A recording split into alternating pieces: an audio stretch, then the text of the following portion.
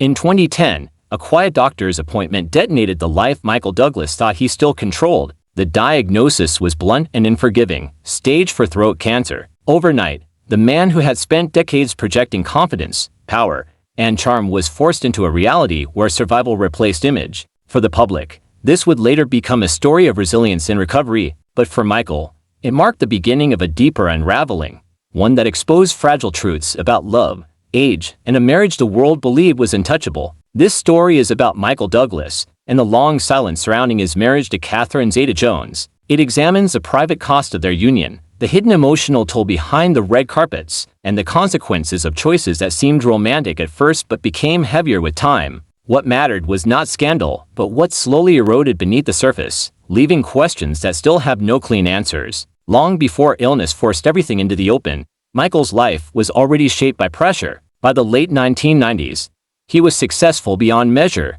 yet emotionally worn down. Divorce, tabloid attention, and the constant shadow of being Kirk Douglas's son weighed on him. In 1998, recovering from back surgery and attempting to distance himself from habits that had defined much of the previous decade, he watched Catherine Zeta-Jones on screen in The Mask of Zorro. She was young, confident, and moving toward the future with momentum he feared he was losing. When they finally met at the Deauville Film Festival in France, the imbalance was already there. Even if neither fully acknowledged it, Michael arrived with practiced charm and a lifetime of experience. But underneath sat insecurity. Catherine was 29, sharp and self-assured, not dazzled by status. When Michael made his now famous declaration that he would be the father of her children, it did not land as romantic destiny. She shut it down politely but firmly. For Michael, the moment stung. It was a reminder that this was not a woman who could be swept away by reputation alone. Still, he persisted. When Catherine left for Scotland to film, he sent roses to her hotel,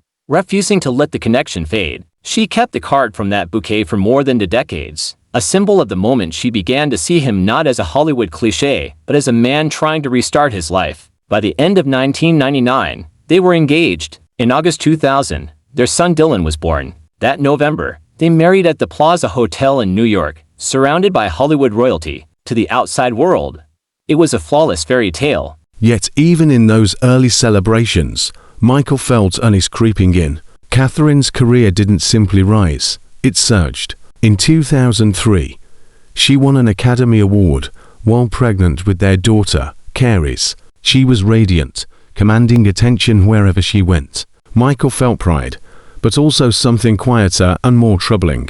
Age was no longer theoretical. He was trying to match her pace, while feeling his own limits approach. Looking back, he would later admit that even during the happiest years, he sensed a future where he might not be able to keep up.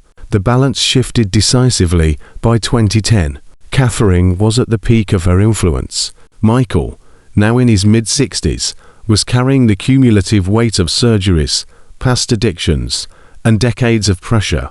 Then came the cancer diagnosis. The tumor at the base of his tongue made eating painful, speaking difficult, and breathing a daily challenge. Chemotherapy and radiation drained him physically and emotionally.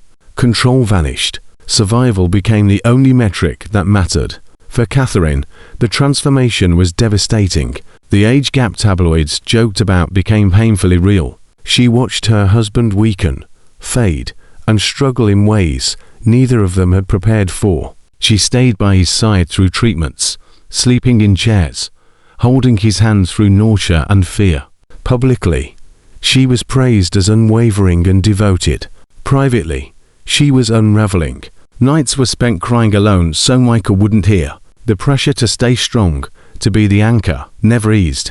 When Michael entered remission in early 2011, the world celebrated a miracle. What few saw was Catherine collapsing under the weight she had carried. Months of fear, silence, and emotional restraint finally broke through. That spring, she entered treatment for bipolar disorder, revealing a struggle she had hidden for years. Michael, still recovering, was forced to confront a painful realization. His illness had not only changed him, it had taken something vital from Catherine. By 2012, the fairy tale image no longer matched reality. Catherine's treatment continued. Michael wrestled with guilt and a shaken sense of self. They were both healing, but not together.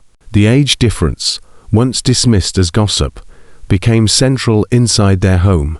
Catherine, still driven and ambitious, wanted movement again. Michael felt his energy slowing in ways he could no longer disguise.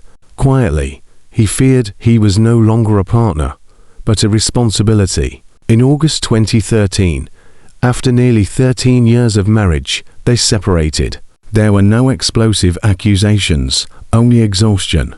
Catherine left with the children, needing space to reclaim parts of herself that had faded during years of caregiving.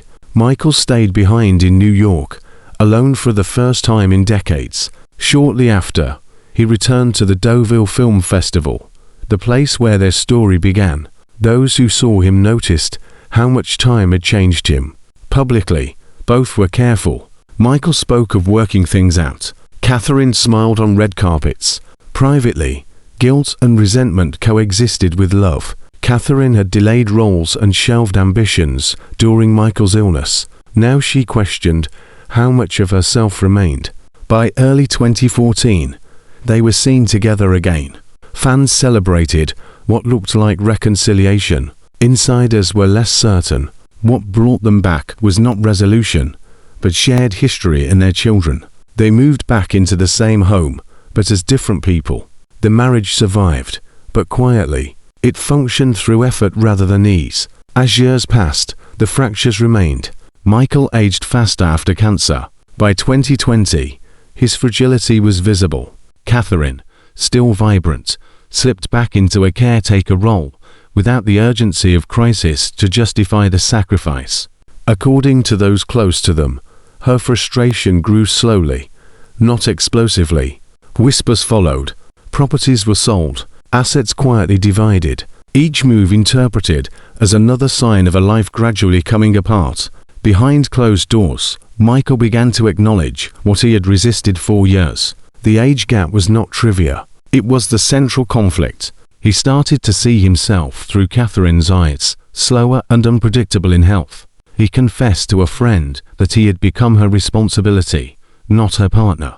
The final admission came after he turned 80. With exhaustion rather than bitterness, Michael stopped protecting the image. Loving Catherine Zeta-Jones, he said, had been the greatest gift of his life and the hardest fight he had ever faced. He carried guilt over the years of her youth shaped by his illness, and the dreams delayed by circumstance. Insiders now suggest they live in a silent separation, defined not by betrayal, but acceptance. Some stories do not end with dramatic collapse. They end with the quiet understanding that love, while powerful, cannot stop time.